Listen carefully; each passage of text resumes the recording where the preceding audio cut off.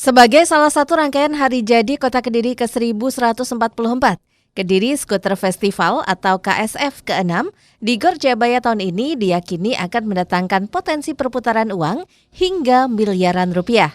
Hal itu disampaikan Wali Kota Kediri Abdullah Abu Bakar dalam konferensi pers jelang pembukaan KSF pada Jumat 29 September 2023.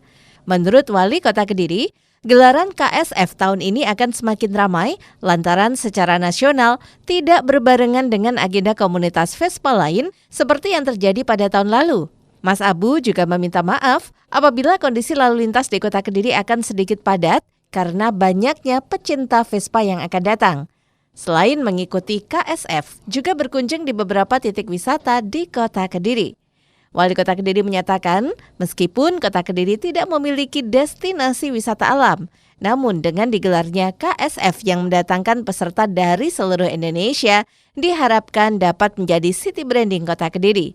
Sementara itu, Ketua Panitia KSF ke-6 Lambang saat ditemui jurnalis Radio Andika Nahdi Mujahidin mengatakan, acara akan digelar pada 29 September hingga 1 Oktober 2023 di kawasan Gor Jayabaya. Ini jadi yang membedakan salah satu di event Vespa sama event umum itu yaitu di bazar UMKM, part dan aksesorisnya. Itu selama tanggal 29 running sampai tanggal 1 itu tidak ulang.